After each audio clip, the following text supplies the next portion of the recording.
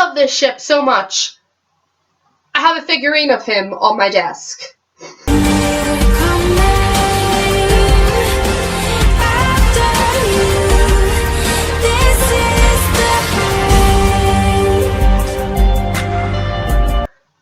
What's up, Shadowhunters, Angels, and Darkmothers alike, and welcome to another random video to fill the gap between the hiatus of episodes of Shadowhunters. Still not sure why they didn't premiere an episode this week, because my previous theory was kind of debunked, because I was thinking that I normally watch the episodes on Tuesdays, which would be the 4th of July, but they actually air on Mondays, which was the 3rd of July, so I don't know why they took a break, but they did, so I have to make random videos that probably no one cares about to fill the little gap. So, today's video is going to be about my ships. Anyone who's part of a fandom, or multiple fandoms, knows that shipping is very painful. It's very loving as well, but mostly painful. And most of us have more than one. I'm going to discuss 5 in this episode because there's 5 main ones that I've had throughout my life.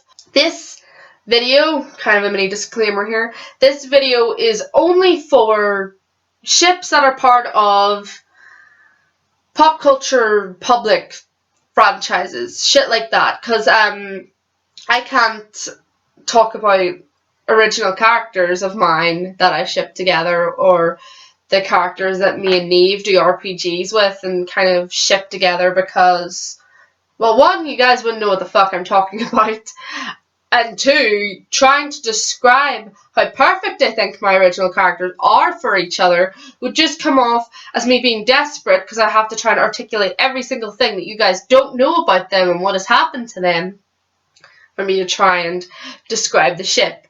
So yes, this isn't about original characters or anything like that. This is about ships that people not necessarily will know, because I don't expect everyone to know every single franchise I'm about to mention here, but if they were interested in it, they'd be able to go and find it, if that makes sense. So, we're going to start in a hierarchy. Number 5 being not necessarily the weakest ship, and not the ship I ship the most, and then number 1 being the OTP kind of thing.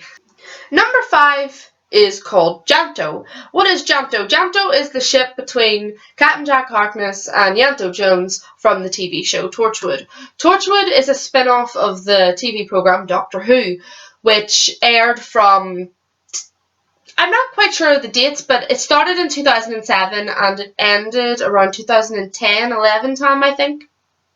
Torchwood, not Doctor Who. Doctor Who is still going. Captain Jack Harkness is from the future, and he is known as an omnisexual. Basically, he will fuck anything. It is a common theme throughout Torchwood that Captain Jack will shag anything. It was a theme in Doctor Who as well, because that's where his character came from. And Janto Jones is a secretary who works for him, who makes their coffee and does their papers and kind of organises all the official stuff, while the rest of them go out and fight, like, aliens and shit. He knows how to fight aliens, he just doesn't do it often. The reason I ship them together is the fact that it was one of the very first gay couples I've ever seen. I'll talk more about this when Malik comes up, because Malik was definitely the first gay ship I ever encountered, but Janto was one of the first ever gay ships I encountered on television. Sadly, Janto fell prey to the bury your gays trope that was very common in a decade ago. It's still quite common now, but I don't notice it as much myself, but that doesn't mean it's still not happening. But yeah, Janto fell prey to the bury your gays trope in a series of Torchwood called Children of Earth, and the reason I know that it was a bury your gays trope because Gareth David Lloyd, the man who plays him, said that he was not planning on leaving Torchwood. They just wrote him out because reasons, drama, I guess. But yeah, they killed him and the ship ended.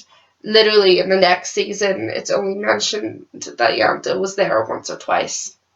Which is heartbreaking because I loved his character and they're just like, nope, shh, dead. You like your gay characters? Well, fuck you. And it didn't make sense because Torchwood was a very open show. There was gay relationships, there was bi relationships, there was lesbian relationships, there was interspecies relationships between humans and aliens. But for some bizarre reason, they just decided that they were going to kill Janto. And people were so against it. There was actually a shrine to him in Cardiff. On the pier, I think it is. There's a actual Janto shrine, a big wall of like pictures and messages and things like that, which is something I've never encountered before. But it just shows how upset people were when they decided that they were going to end this ship, end this relationship, and just randomly kill off this character. People were really fucking upset, and they made a shrine on a wall for him, which I think is amazing. It shows the power of fictional stories can have on people, how fictional characters can actually reach out and touch people's lives to the point of where when they're killed off, people are really fucking angry, especially when there's no reason for it. So I would recommend checking out Torchwood if you're ever looking for something to watch. It can be a bit problematic at certain points, but I think it was definitely ahead of its time in terms of relationships and gay people, bi people, lesbians. Even if they did kill off Janto, as I say, it's not perfect. There are problems, but 10 out of 10 would recommend it anyway. I had to include an anime ship in here, obviously. I was torn between what to do because my favourite anime is Attack on Titan, but ships in that anime are very few and far between, mainly for the fact that Attack on Titan is not focused on romance. Like, literally, there's speculation flying around everywhere about who fancies who wants to go out with who wants to do who, and all that crap. But I think that's really annoying because it's just like, guys, it's not a romance. There's no romance in it. Can you stop, please? But then I could be wrong. I've never read the manga. Maybe people do get together in the future. I really hope not, because I think I really like things where it's not focused on romance and it's more focused on the problem at hand and what's going on. And like how realistic would it be? Like, Titan, but wait, we must declare our love for each other while this Titan comes towards us and tries to kill us, you know? I like it when it focuses more on the plot and less on the romance. Hence why Cassandra Clare's books ended up not going down very well with me as I grew older. But that's not to say that I don't have slash ships in Attack on Titan. Slash meaning, for anyone who doesn't know, ships that aren't canon, but people that you would like to see together. I had a bit of an inclination towards Levi and Erin for a bit. I definitely like Levi and Erwin together, but after season 2, Bert and Reiner is where I live, but I can't say anything about that because, spoilers, season 2, a lot of people wait for the dubs to come out, and I watch the subs, so I can't say anything about that. But all of these ships in my favourite anime are dominated by one ship in my second favourite anime, and that is Victory from Yuri on Ice. Victory is the ship between Victor. I am not going to try and pronounce his surname. I am so sorry. I will butcher it. I will write it along here for you lovely people to see. Victor and Yuri. I'm sorry, I can't pronounce surnames. I don't want to try and butcher them, so put together their ship name as Victory, or Victory as some people like to put it. I think that's great. I love that, Victory. I love this so much. I have a figurine of Victor on my desk. He's beautiful. What is Yuri on Ice? Right. Yuri on Ice is a relatively new anime that premiered last year. I think it was around Christmas last year it premiered. I could be wrong. And it follows Yuri, surname here, I'm just going to say Yuri from now on. It follows Yuri on his journey to being an ice skater and winning I think it was like the World Cup or something. I'm not good at skating terms, but there was a worldwide ice skating competition. The previous year he failed, and Victor comes along as a multi-award winning ice skater, and he offers to train him. Sounds pretty basic, doesn't it? Well, the reason that this anime means a lot to me is because, disclaimer again, don't take me talking about this as me trying to act like some sort of anime expert. I am by no means an anime expert. I watch anime casually and I get obsessed with particular ones. I'm not an expert on the histories, the lores, all this of anime, but this is from my own experience I'm talking, okay? The reason I like Yuri on Ice so much is because yaoi in anime, from what I've seen, has had a very bad rap. A lot of it is very sexualized, very one forces the other, very rapey, kind of creepy. Maybe I'm watching the wrong yaoi animes, I don't know. But to put things in perspective, one of the first yaoi animes I ever watched was called Janto Romantica. Sorry if I pronounced that wrong. But at the very start of Janto Romantica, it gets right in there, and one character forces the other into a sexual situation. The one I have is censored, so I can't tell for sure whether it was sex or just whatever. But he forces him into a sexual situation. The guy didn't want it. He's saying a lot that he doesn't want it. But then, of course, there's he submits shit. He falls for it. And then, like, right after, they're sitting in his living room, the rapist's living room, and they're just like, so, what are you here for? And then they start talking, and you're like, are we not going to talk about the fact that you just forced him to do that? No, it was portrayed as if it was completely okay. And then the theme of these animes would be that these characters would grow to get together. So all of it is based off this very first scene where he pretty much assaults him. All the relationship is based off sexual assault. And you get what I mean here. I can't say that every single yaoi anime is like this, but I have heard that people are praising Yuri on Ice for this exact reason. The thing about Yuri on Ice is that they don't sexualize the relationship to the point that the two characters, who are obviously getting together, don't even kiss on screen. Now, a lot of people think, well, what if that's like people... What if that's because they don't want to show, they don't want to show gay people kissing, they don't want to show gay people doing this and that. No, they want to... That's not the case. They wanted to focus on what the main plot of the story was. The ship is extremely secondary. The relationship is extremely secondary to Yuri's goal of becoming a professional ice skater who wins medals and shit like that. And how do we know that they're going to get together? I will admit, this anime is a huge cock tease when it comes to ships, but we know that they get together they're going to. Hopefully they will, unless there's a whole misunderstanding, oh no, plot in season 2. But we know that they're going to get together through how they interact with each other throughout the entire anime, how they talk to each other throughout the entire anime, and the fact that they exchange rings with each other near the end of the anime. And they wear these rings for the rest of the anime. Now, I'm no expert, but that does kind of give an idea to me that these two are going to get together. Now, I can understand why a lot of people have a problem with this. A lot of people want to see the intimate stuff on screen, but that has never been a priority for me. It's never been a priority for me in Shadowhunters. It has never been a priority for me anywhere else. I am happy enough seeing the fluffy shit. And there's plenty of fluffy shit in this anime, so... I really like that there's an anime where there's gay characters, but that's not what it's about. There's no sexual assault. There's no non-recognition of the sexual assault. And it's focused on the goals of the characters, and the relationships are extremely secondary. They're normal people, normal goals, who just happen to be gay or bi or whatever it is they are. It's never really mentioned. So, that's why I like this anime. That's why I really fucking love this anime, and I can't wait for season 2. If there's anyone watching this who has watched Yuri on Ice, I don't make a comment on Yurio and Otobek, because to me, that is hebophilia, and I can't cope with that. It's never said what age Otobek is, and Yurio is 15. It's like Black Butler all over again. I am not doing this. I don't ship it. I'm sorry. So sorry if anyone who watches me wanted me to comment on that. No. Big no. I don't ship 16-year-olds with characters who are way, way older. I could be wrong. Maybe he's 19, but I really don't think he is. So please go watch Yuri on Ice if you are a fan of anime. You will not regret it. It's really funny. It's really clever. 10 out of 10 would recommend again.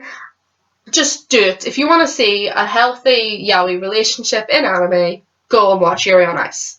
Just do it. Number 3.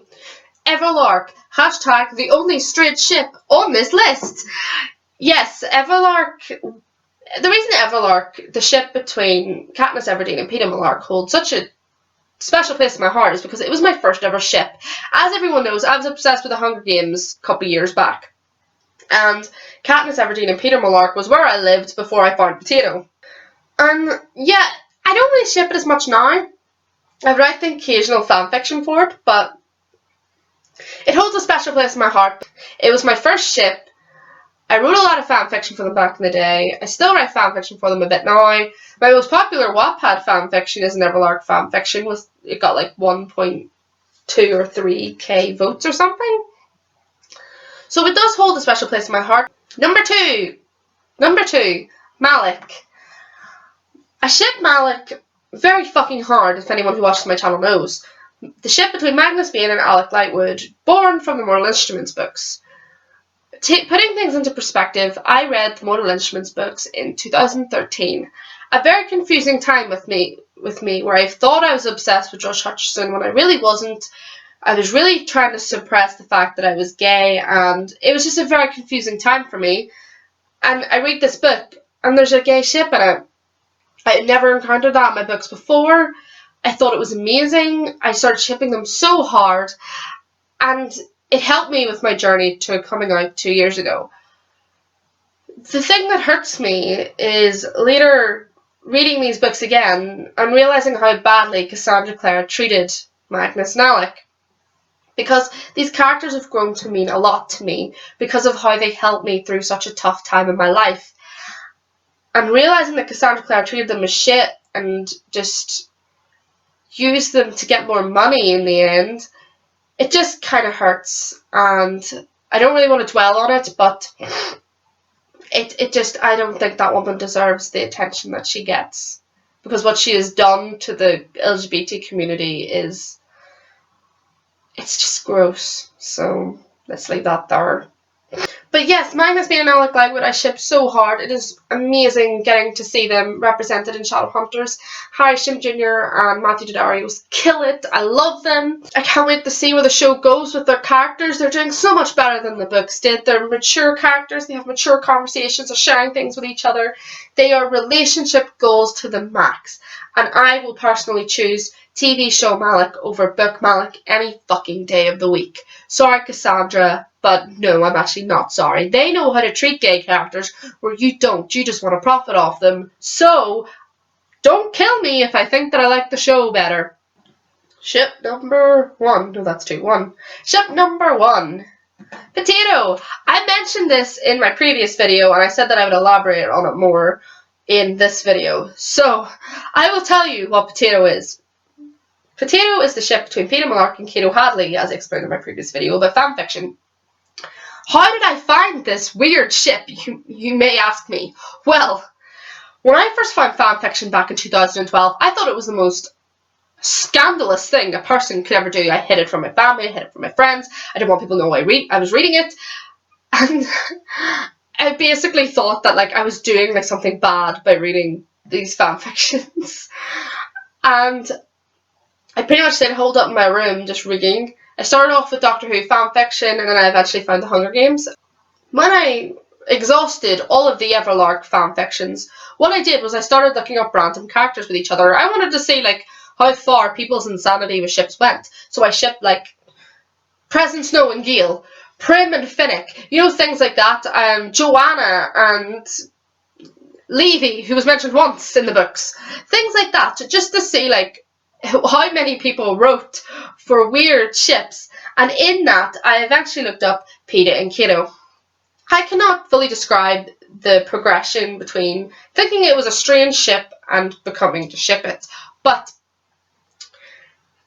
I will admit this ship had a rocky start and it had a rocky end. What I mean by that, well, anyone who lives in the fanfiction circles knows that people have a habit of glorifying rape in their fanfictions, and with a story about a baker, a story about a considered weak, that's a whole other video talking about how I disagree with calling Peeta weak, but that's something else. A smaller, vulnerable, weaker male and a hulking, dominant, scary, brutish male.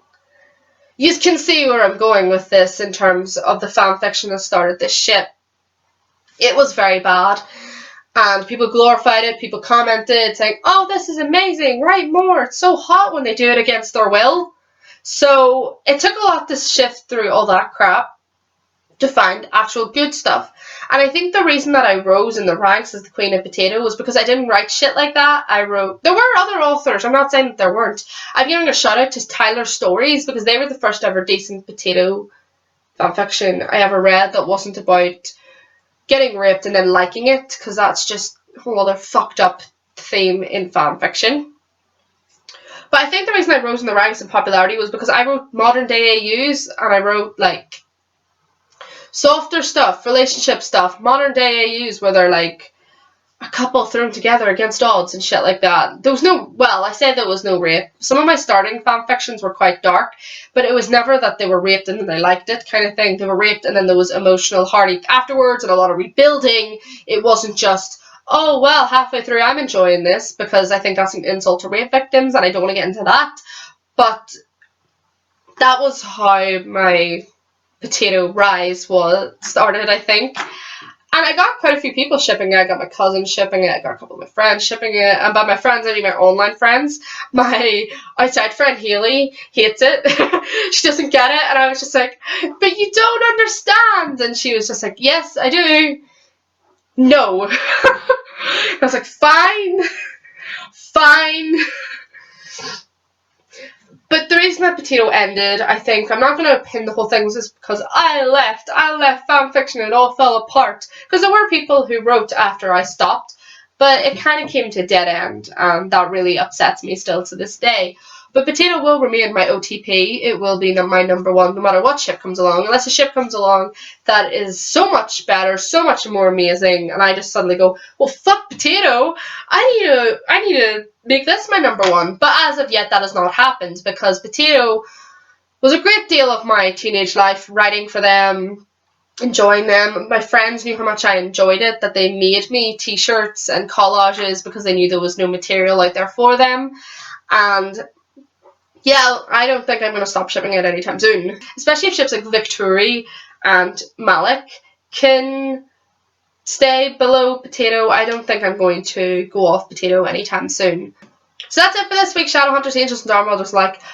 Hopefully these videos weren't too boring. I know that you are here for my Shadowhunters analysis, but if you like these videos where I just talk about random stuff, shoot the shit, talk about bits and pieces of my fandom life, then let me know. I might make more when Shadowhunters 2B ends.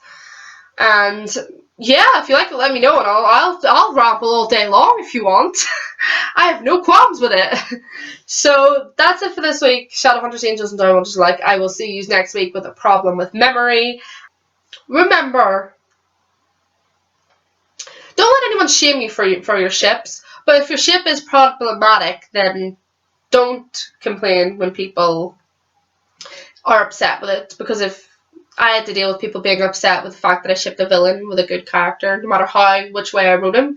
You just have to deal with it, because you know what, it makes sense that people are upset about it. So there's that. So see you next week.